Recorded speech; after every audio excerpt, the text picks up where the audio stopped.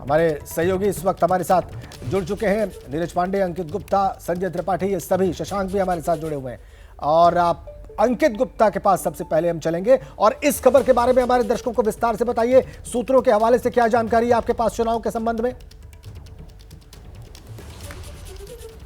देखिए, सूत्रों से यही जानकारी मिल रही है कि चुनाव आयोग की टीम अपनी जो तैयारी है वो अंतिम पड़ाव पर पहुंच चुकी है। और फिलहाल अगर हम आज की बात करते हैं तो केंद्रीय चुनाव आयोग की टीम है कोलकाता में, जो कुछ देर बाद प्रेस कॉन्फ्रेंस भी करेगी। उसके बाद में चुनाव आयोग का जम्मू कश्मीर का दौरा प्रस्तावित है और उम्मीद ये की जा रही है उस दौरे के खत्म होने के बाद में केंद्रीय चुनाव आयोग अपनी अंतिम जो तैयारी करेगा। ऐसी जानकारी भी मिल रही है कि अगले हफ्ते की शुरुआत में जो तमाम जो चुनाव संबंधी एजेंसीज हैं, जिसमें जो पुलिस है, सीआरपीएफ है, पैरामिलिट्री फोर्सेज हैं, उसके अलावा जो स्थानीय स्तर पर जो एजेंसीज हैं, उनके साथ में केंद्रीय चुनाव आयोग की एक बड़ी बैठक होगी और उस बड़ी बैठक के बाद में तय हो जाएगा कि केंद्रीय चुनाव आयोग किस दिन करेगा चुनावों की तारीखों का ऐलान। लेकिन इस वक्त के लिए जो सूत्रों से जानकारी है वो यही है कि 14 मार्च या 15 मार्च, ये वो दो तारीखें हो सकती हैं जिसमें से एक दिन केंद्रीय चुनाव आयोग चुनावों की तारीखों का ऐलान कर सकता है। लिहाजा हम ये जरूर कह सकते हैं कि अगला हफ्ता चुनावों की तारीखों के ऐलान के लिहाज से है काफी महत्वपूर्ण। जी ठीक, अंकित हमारे साथ बने रहिए आप। नीरज पांडे भी हमारे साथ जुड़े हैं फोन लाइन पर।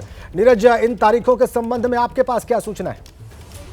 देखिए, मैं आपको बता दूं कि अभी तक की जो जानकारी आ रही है मेरे पास, उसके अनुसार 14 तारीख को केंद्रीय चुनाव आयोग चुनावों की घोषणा कर सकता है, तारीखों की घोषणा कर सकता है। और मेरी जानकारी के अनुसार पिछली बार की तरह ही 7 चरणों में ये चुनाव होने वाला है।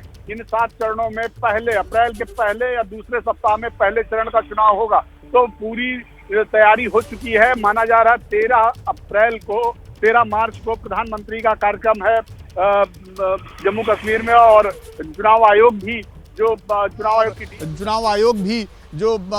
की टीम भी जम्मू कश्मीर को जानी है। और उसके बाद 14 मार्च को किसी भी समय चुनाव आयोग चुनावों की तारीखों का ऐलान कर सकता है। तैयारी सब कुछ हो चुकी है, अब केवल औपचारिकता बाकी रह गई है। 14 तारीख वो तारीख है जिस दिन चुनाव आयोग चुनावी तारीखों का ऐलान कर सकता है। अब तक की सबसे बड़ी खबर है। बिल्कुल सही कह रहे हैं आपने नीरज, अब तक की सबसे बड़ी खबर। और तमाम राज्यों से भी हमारे सहयोगी हमारे साथ जुड़े हुए हैं। और सबसे बड़ा राज्य उत्तर प्रदेश, वहां लखनऊ से संजय त्रिपाठी हमारे साथ कनेक्ट है। संजय, ये खबर आ रही है, जाहिर सी बात है चुनाव आयोग की टीम उत्तर प्रदेश में भी तैयारियों का जायजा ले चुकी होगी या ले रही होगी। संजय, क्या जानकारी है आपके पास? राजेंद्र, तैयारियां पूरी हैं और 1 तारीख को चुनाव आयोग की टीम आई थी। उत्तर प्रदेश के सभी जितने जिलाधिकारी हैं, जितने पुलिस के अधिकारी, उनके साथ में उनकी बैठक हुई थी। तैयारियों का जायजा लिया है। जो राज्य के निर्वाचन आयुक्त थे उनके साथ मीटिंग हुई थी और किस तरह से लोकसभा चुनाव कराए जाने को लेकर के बातचीत हुई है वो सबके सामने था। अभी जो खबरें आ रही हैं कि 14 मार्च से आचार संहिता लग सकती है, ऐसा नीरज पांडे जो हमारे वरिष्ठ सहयोगी उन्होंने बताया। तो मैं आपको बताऊं, उसी के ठीक पहले जो ये मंत्रिमंडल विस्तार हो रहा है उसी कड़ी में हो रहा है, क्योंकि ऐसी संभावना सभी को थी कि आचार संहिता जो है वो 2nd वीक में लग सकती है। इसलिए ये मंत्रिमंडल का विस्तार और पोर्टफोलियो का वितरण आदि की जो कार्रवाई होनी है वो कर ली जाए। उत्तर प्रदेश में विधान परिषद के चुनाव का नामांकन भी शुरू हो गया है। तो बहरहाल ये सब कुछ जो सरकार की तैयारी थी कि आचार संहिता लगने के पूर्व संपन्न कर लिया जाए, वो अंतिम दौर में है। और जब आचार संहिता लगेगी तो उसके पहले ये सारा कामकाज निपट चुका होगा। तो तैयारियां उत्तर प्रदेश में भी पूरी है।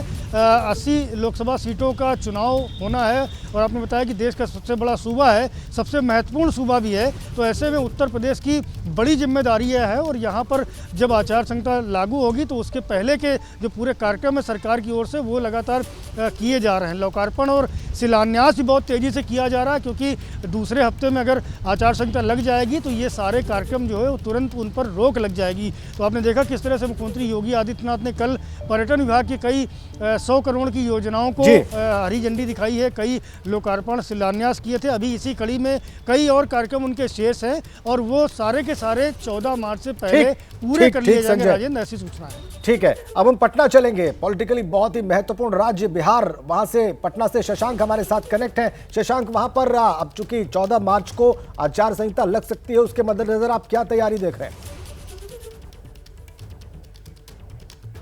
देखिए, यहाँ पर महागठबंधन की भी तैयारी चल रही है, एनडीए भी तैयारी कर रही है, एनडीए भी पूरी तरह से एकजुट है। आज एक बड़ी खबर सामने आ रही है कि शाम 6 बजे पटना में जो बीजेपी का दफ्तर है उसमें बिहार बीजेपी का जो प्रदेश चुनाव समिति है उसकी बैठक होगी। इसमें जो प्रभारी हैं विनोद तावड़े वो और दोनों डिप्टी सीएम और जो बाकी सदस्य हैं प्रदेश चुनाव समिति के वो मौजूद रहेंगे।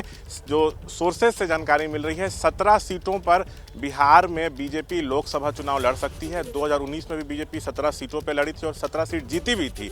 और आज जो है 17 सीटों पर बीजेपी जो है पैनल भी जो तैयार कर रही है उसका भी घोषणा हो सकता है कि किस सीट पर जो पैनल बना उस पर कौन कौन लोग हैं। और उम्मीदवारों के नामों पर भी मंथन होना है। एमएलसी चुनाव है उनके भी उम्मीदवारों के नामों पर जो है वो मंथन होना है। जो लोकसभा चुनाव है उसमें हर सीट पर बीजेपी कम से कम 3-4 नाम तय करेगी और उसको केंद्रीय चुनाव समिति को भेजेगी और वहाँ पे जो है किसी एक उम्मीदवार का नाम जो है फाइनल होगा हर सीट पर। 8 या 9 तारीख को दिल्ली में केंद्रीय चुनाव समिति की बैठक है, इसलिए आज बिहार बीजेपी का जो प्रदेश चुनाव समिति है उसकी बैठक जो है वो की जा रही है लोकसभा चुनाव को लेकर। जी ठीक है शशांक, आइए अब आपको मुंबई लिए चलते हैं। मृत्युंजय हमारे साथ कनेक्ट हैं और लोकसभा सीटों के लिहाज से उत्तर प्रदेश के बाद बड़ा राज्य महाराष्ट्र, वहां पर इस खबर के मद्देनजर क्या चीजें बदल रही हैं, बदल सकती हैं, ये सब कुछ मृत्युंजय हमें बताएंगे। मृत्युंजय जी बिल्कुल, देखिए उत्तर प्रदेश के बाद सबसे ज़्यादा सीटें महाराष्ट्र से आती हैं। 48 लोकसभा की सीटें हैं और यहाँ पर भी लोग मानकर ही चल रहे थे कि अप्रैल के दूसरे सप्ताह में पहले चरण का मतदान हो सकता है। यानी कि जैसा अब तारीख लगभग सामने आती नजर आ रही है कि 14-15 तक कभी भी आचार संहिता लागू हो सकती है। तो तमाम राजनीतिक दलों की तैयारियाँ पूरी हो चुकी है। लेकिन उसके पहले आपको बता दें कि बहुत सारे लोकार्पण और उद्घाटन के कार्यक्रम हैं जो कि अभी भी लंबित हैं और वो कार्यक्रम होने हैं 9, 10, 11 के आसपास। उदाहरण के तौर पर मुंबई का बहुचर्चित कोस्टल रोड आपने सुना होगा, जो कि समुद्र के नीचे बना हुआ एक कोस्टल रोड है, टनल बनाया गया है।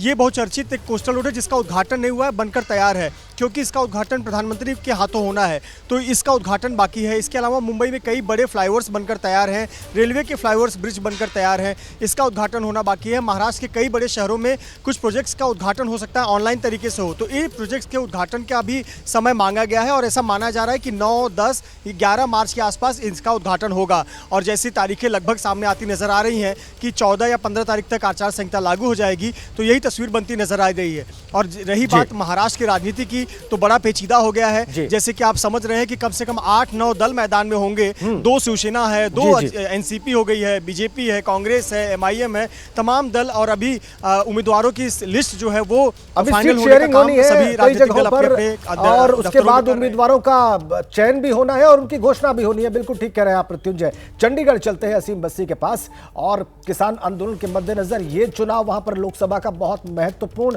और बहुत दिलचस्प होने जा रहा है। असीम, अब 14-15 तारीख से आचार संहिता भी लग सकती है, तो आप चीजें क्या देख रहे हैं वहां पर? जी हाँ, मैं वही बता दूं, अगर कोड ऑफ कंडक्ट लगता है 14-15 को, तो डेफिनेटली गियर्ड अप हैं पॉलिटिकल पार्टी जो हैं। आम आदमी पार्टी भी अब देखें लगातार, केजरीवाल भी हर 10 दिन में 2 बार आ जाते हैं और बड़े बड़े फाउंडेशन स्टोन्स जो यहाँ रखे जाते हैं, इनॉग्रेशन सेरेमनीज होती हैं, रैलीज होती हैं। तो आम आदमी पार्टी पूरी पोल गियर मोड में है यहाँ पे। हालांकि कैंडिडेट्स अनाउंस नहीं किए हैं, पंजाब के रह गए हैं।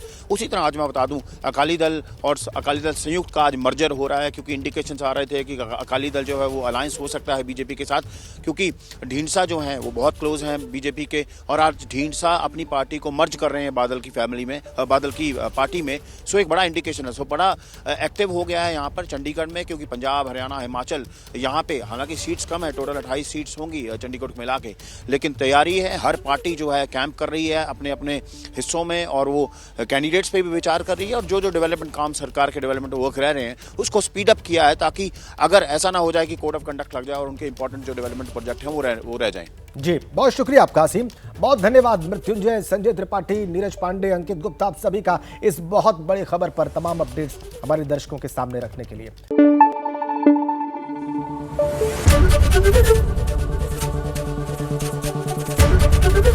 एबीपी न्यूज आपको रखे आगे।